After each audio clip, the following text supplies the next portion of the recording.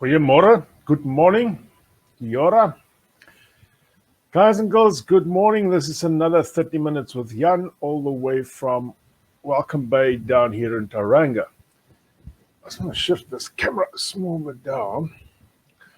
My name is Jan Viljoen and I'm a financial advisor. I help people with insurances such as life cover, disability, as well as vehicle insurance and mortgages. So as part of our full financial planning for South Africans in New Zealand, we help you all with free wills once you become clients of ours. This morning, we're talking about general living in New Zealand. So let's talk about living and the cost of living in New Zealand. That's one of the big things. If you want to leave a comment anywhere, please leave a comment or questions. We will address that as we go on. So living in New Zealand has become a tad more expensive than it was in the past. I don't know if anybody else has saw that. Prices has gone up a little bit. Your dollar doesn't go that far anymore. And I'm not going to compare to rand or to rand value or what your rand can buy you. Once you are in New Zealand, you have to start living with the dollar and you have to start playing with the dollar and you have to start thinking in your mind, dollar, not rand. And I know it's difficult. For the first while as well, I did a lot of converting. I promise you, I converted. I converted up and down and everything I converted back to rand. At that time, the rand was about 9.30.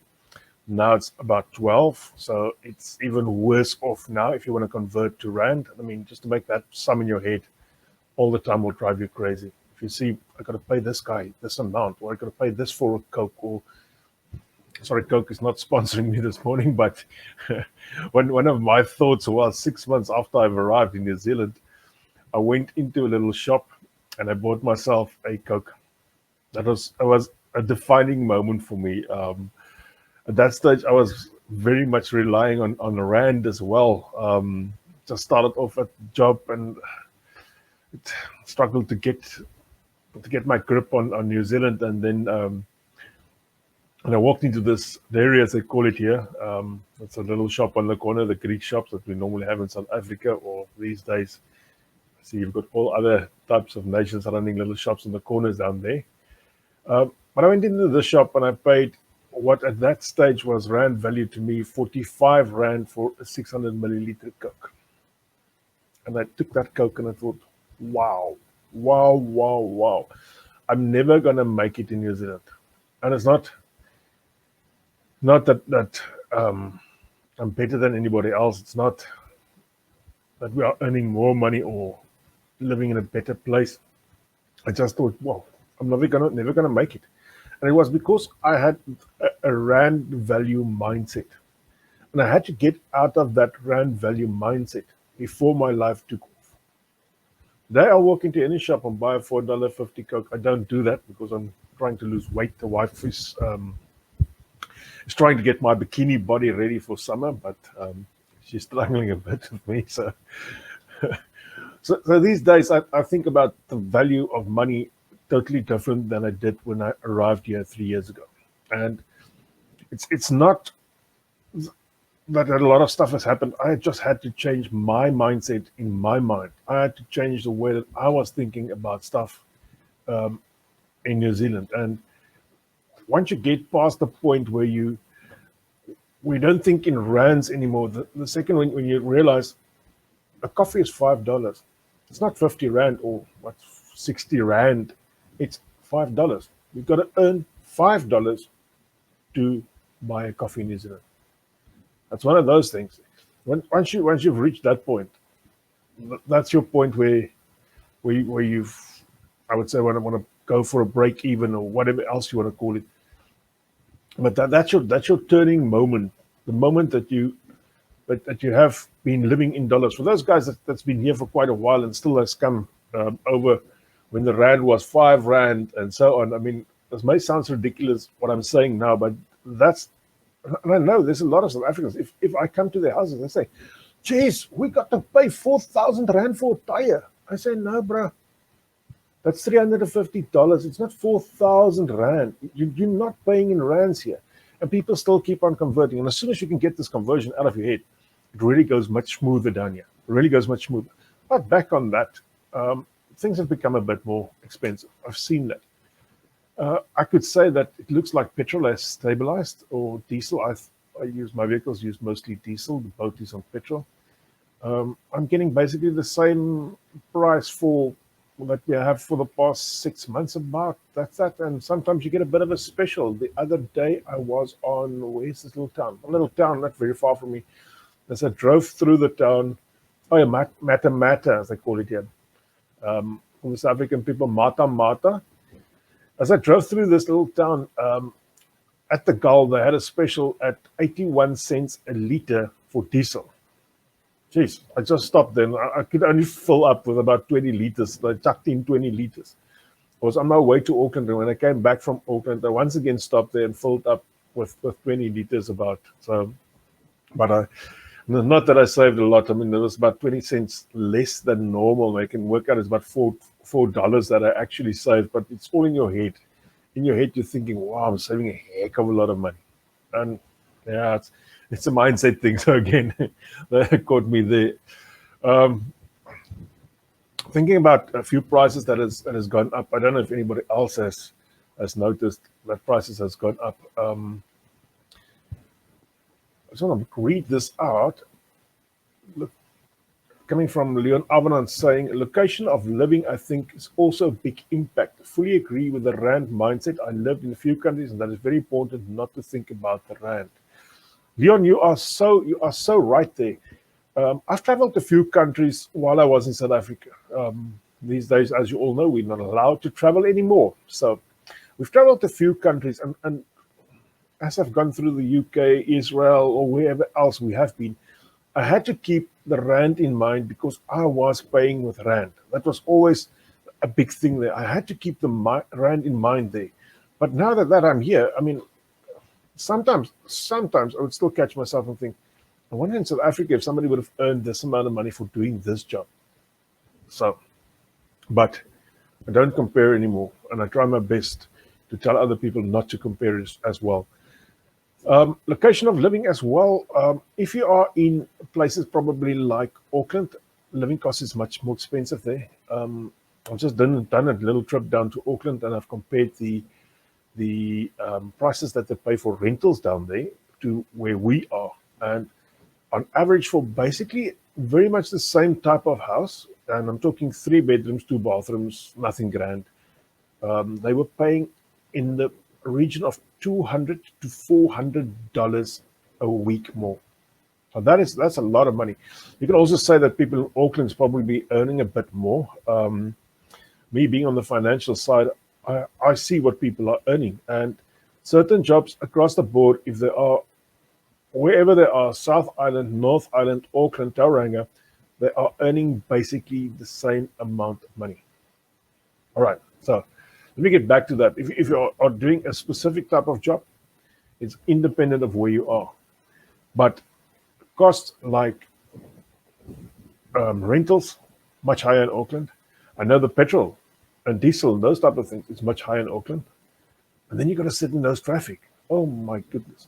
So I'll take my hat off to anybody in Auckland that is willing to sit into that traffic and earn money there as well. So Facebook user saying, thank you for the excellent advice. Can't wait to have a beer with you for $5 on me. Mate, beer cost about $8. So get that right. But I'll be there. I'll be there. I'll put that in the other $3. No problem on that. Prices or interesting things that has happened since 2016. I had a discussion with my wife the other day. When we arrived here in 2016 to have for our look-see, we traveled through the country. Vehicles were much older than what they are now. yeah, I know 4 years have gone by, but at that stage, people were driving much older vehicles. Our rental car, our rental car was a 1300 Daihatsu Sirion with about 400,000 kilometers on. Now, we drove that little thing.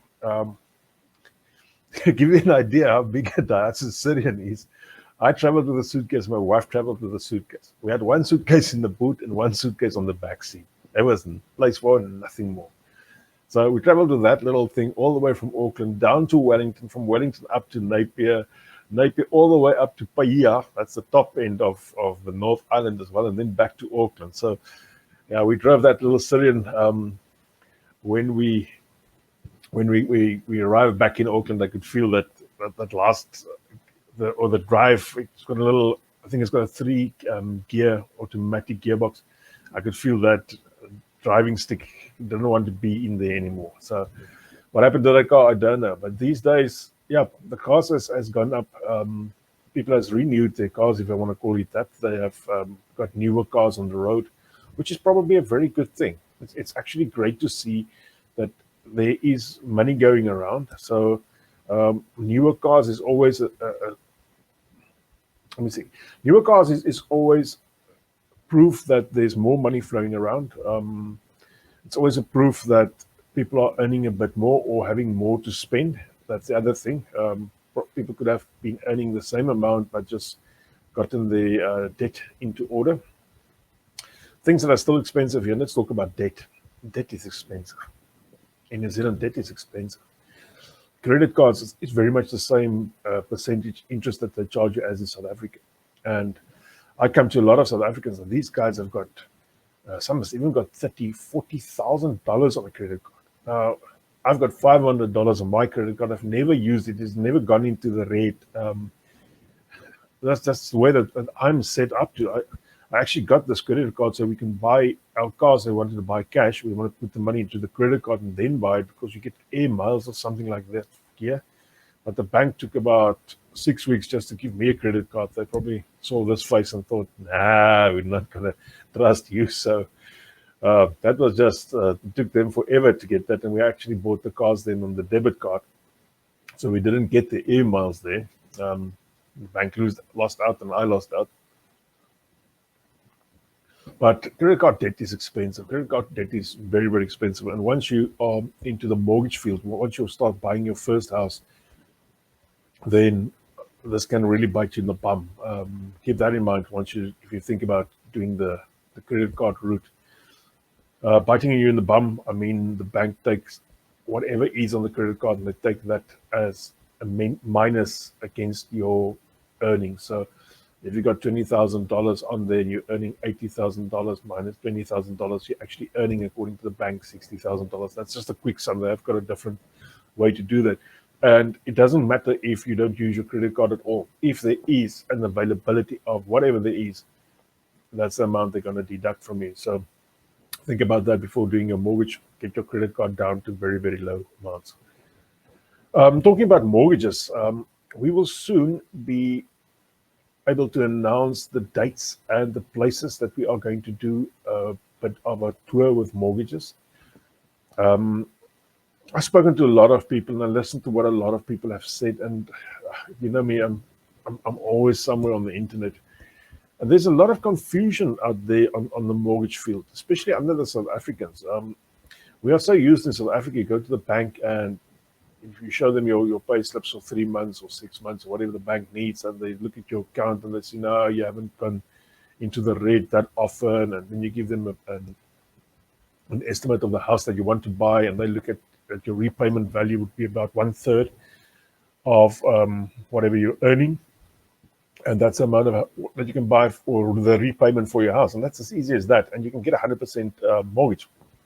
And one problem is in New Zealand, you can't get 100% mortgage. That is just unheard of. Unheard of. Totally unheard of. On the other side, there is a few areas where we have made inroads on 5% mortgages. I myself doesn't do mortgages, so I've got actually got 2 or 3 people that helps me out with mortgages. But on the flip side, the banks will take 10%. So wherever you are, on the banks, they will take 10%. as a mortgage, minimum mortgage amount. And then they've got certain rules and regulations on that. They do charge you more on the amount between 10 and 20% because the banks want you actually, in an ideal world, to give 20% as a deposit. So if you're buying a house, let's say for $700,000 and you got $70,000, you probably could get a mortgage. But there's also rules and regulations on that.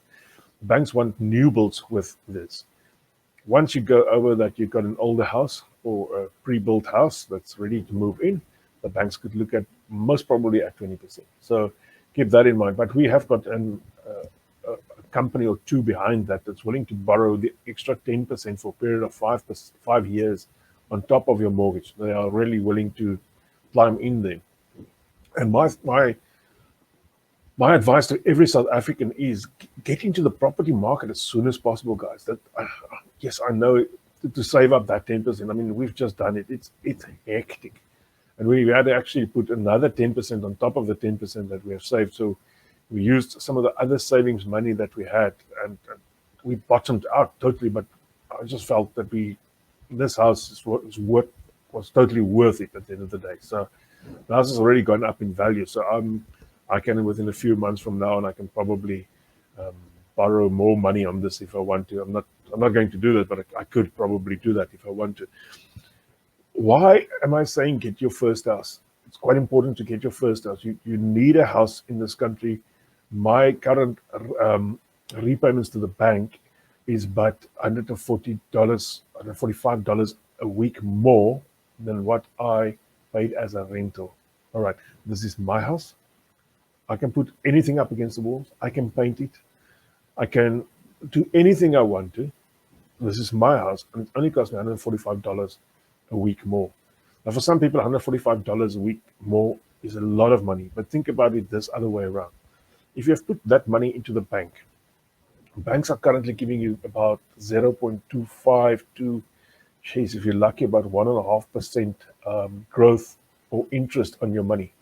So this is not an investment, but it's not a good investment. It's not an investment that will absolutely grow and give you long-term results and that type of thing. So, but houses in the Bay of Plenty has gone up by about 18.5% for the last year. I've actually got a bet on for $50. I should have actually made it $100. Somebody else the other day in the swimming pool said to me, "Oh, house prices are going to fall." So I said, "No, it's not going to fall." And they immediately stuck out their hand. And she said, $50. Cheap. So I said, okay, let's talk. How much do you want house prices to fall? So she said, by 5%. So if house prices don't fall by 5%, I'll be $50 richer. And if house prices fall by 5%, I'll be $50 poorer. And I'm not a gambling man, and I'm not going to get poor.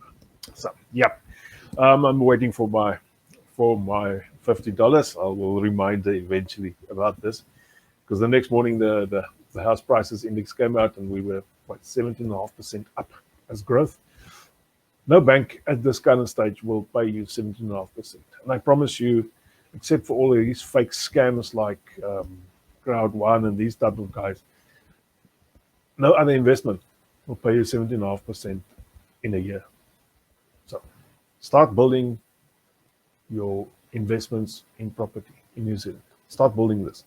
With our seminars, as we are going around the country, this is exactly what we are going to try and do it for you. And we are going to show you how to do this. We do not want to sell your houses. Please get that right. On some of our seminars, we will have South African estate agents to show you how a South African estate agent looks. So if you want to go and buy something from a South African, you will have somebody to talk to. But our main motto will be to help you with a mortgage for your first house, your second house, your third house, your fourth house, your fifth house. So myself doesn't make money out of mortgages, so I am a mortgage advisor. I can do that. I'm fully registered. I'm fully written all the exams, blah, blah, blah. But I don't want to do it. I find this extremely boring, to be quite frank. So for me, I'm just out there, and I want to try South Africans to get the property portfolio up and running. I've been doing this in South Africa, and I've had very good success until about 5-6 years ago, when the ruling party made certain very weird comments that started people to doubt the prices of houses, and that at that stage the housing market in South Africa started taking a tumble. There's still areas that has got growth, but not overall, not the more affluent areas. People are just trying to get out of there. But you can build a property portfolio down in New Zealand. If you got, and this is what I always say, if you got at retirement, if you only got 4 houses, if you only got 4 houses that you are renting out, let's say only at, where's my calculator? Let's do the sum. 4 houses at $600. That's after you pay the agent fees. That leaves you with $2,400 per week to live from. Then you live in your own house, which is fully paid. So you only pay water and electricity and council fees on your own house. If you got 4 houses, if you only got 4 houses, and if you, and this we will teach you on the seminar as well, where to buy a house, because this is important. You can go down to smaller areas and buy a house there for $300, $300,000. You can go to some areas, you can even get houses there for $200,000. The point one is that house will be in a bad shape. Point two, to rent it out, you'll also get about $150 a week. So there's not a good turnover of money. The resale value in that areas grows about 1 or 2% per year. So it's not a good investment. You probably have better luck with that money in the bank. To give you a quick, I know there's a lot of people going to ask, so where must I buy a house? Before the seminar, let's talk about this. I talk about the Golden Triangle. I talk about Hamilton, Tauranga, and Auckland. That is the Golden Triangle. Those 3 cities you can't go wrong with. There's areas around these cities as well that is really fastly developing. I think areas like from Tauranga, Whakatane, from Hamilton, there's quite a few areas all around that that can still give you bargains, but bargains that has already been priced up. Areas around Auckland as well that I've heard that the prices are a bit better. Still not cheap. Still not cheap. You still are going to pay. The big thing about this is if you get about 30 to 40% deposit down, or you have repaid about 30 to 40% of that house, the tenants in the house are repaying that for you. So let's say on a round figure like $1 million. So you've got $1 million, and at the end of the day, you've paid in $350,000 into that. That leaves us with $650,000 in there. That is what your tenants are going to repay for you. That is the amount of growth that you are going to get on that investment, because it's property. And then this investment will also grow at a further, let's take it down to 15%. Let's say just growth at 15%. I'm not talking about the current 18 we're getting. Let's say only at 15%. And I know a lot of people said with COVID and all these things that the house prices are going to go down.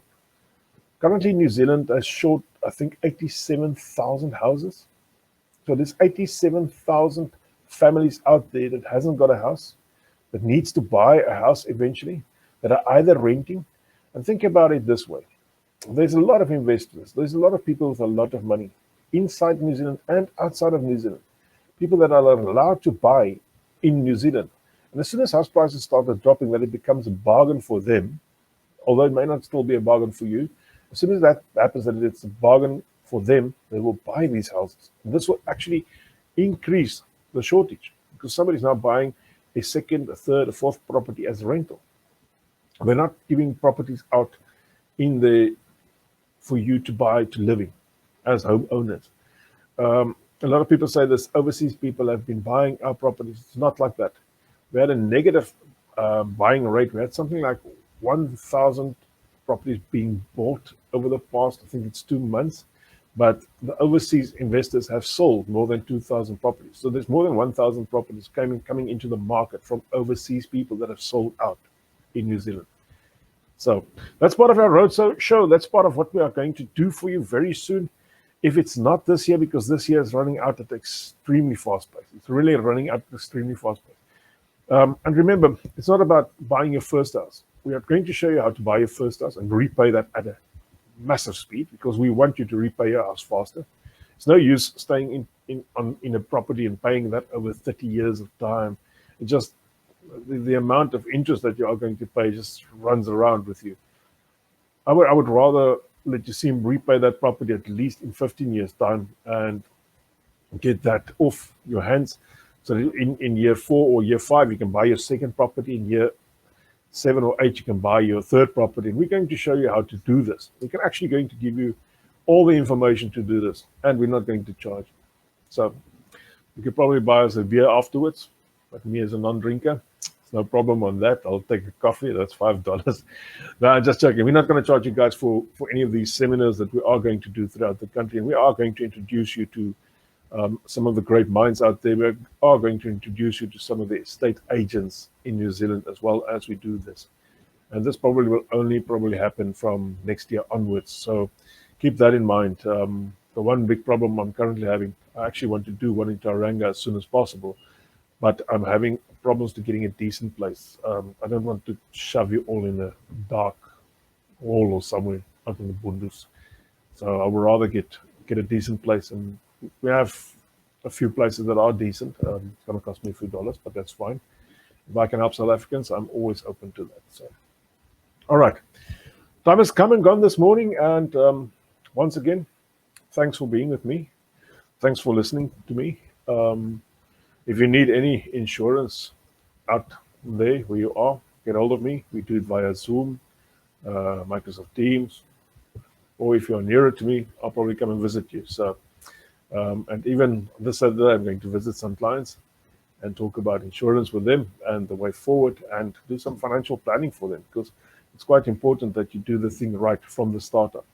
Even buying a house, there's a way to do that. There's the right way to do that. And I've listened to a lot of other mortgage advisors, and I've sat down in meetings with heaps of them. I've gone to some of the banks. None of them has told me this, what I want to come and tell you guys. So keep that in mind. We're doing it totally different. We're going to do it totally different. And yep, I see somebody asking, we are going to go to Rotorua as well. Don't worry about that. So, or if needed, we'll get you guys down here. That was me, all the way from Tauranga this morning. Welcome back. It's a lovely morning. It's going to be hot today. We had a lot of rain. As you guys saw, we had a bit of flooding down in Napier, Hastings area. So, actually got a video somewhere of one of my clients that he shows that he takes a video and it's raining inside and outside the house at the same time. So that's how much rain there was. His roof couldn't get the water off fast enough. It just went into the roof. But I'll probably post that video a bit later for you guys. It was quite interesting for me. So that's me. I'm out of here. Lovely hot morning. If you got the boat, go out.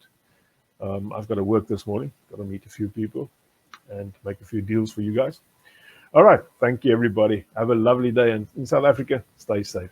See you. Bye-bye.